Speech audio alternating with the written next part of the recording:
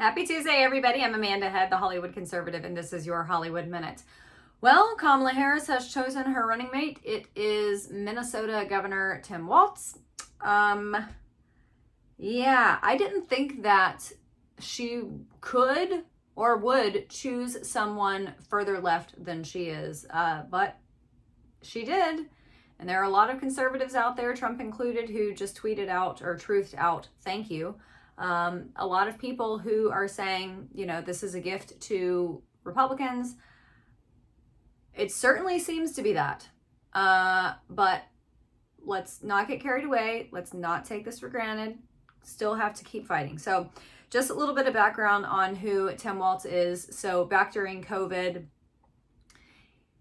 he literally had a COVID hotline, a snitch hotline for lack of better terms, for people to rat on their neighbors who they thought were violating the stay-at-home orders. So you could call this hotline and leave your information so that they could call you back, and then leave information about the neighbor who was violating, where they were violating it, and how they were violating it.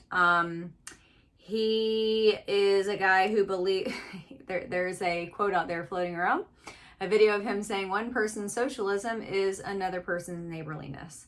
Again, socialism is, I think, probably the gentlest of terms for what he believes.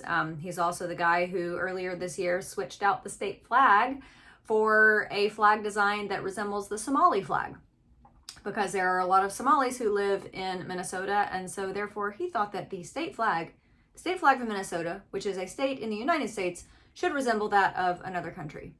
Okay.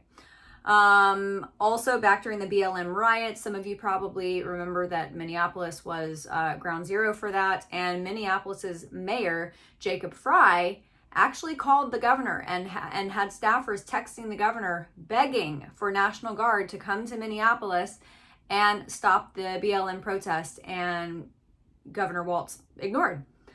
This is also a guy who offers health coverage for illegal immigrants, driver's license to illegal immigrants, and yet when it comes to our country's own veterans, he is on the complete opposite side of the issue. In fact, Rep. Jim Banks tweeted this out. "I served my first 2 years in Congress with Tim Walz on the House Veterans Committee. Walz opposed the most important pro-veteran legislation passed in decades just because it was President Trump's. The Mission Act was very bipartisan, but Walz opposed giving our veterans better access to health care because he didn't want to give President Trump a win." Keep in mind, this is the same guy who wants to give illegal aliens free health care and driver's licenses. So this guy is a radical, even compared to Kamala Harris, which tells you a lot about the Democrat Party and the direction that they are going, and it's terrifying. All right, everybody, we had a brand new episode of the podcast out yesterday. We have another one coming out tomorrow and Friday, and of course again on Saturday. Furthermore, with Amanda Head across all of the podcasting platforms. Have a great afternoon. I'll see you tomorrow.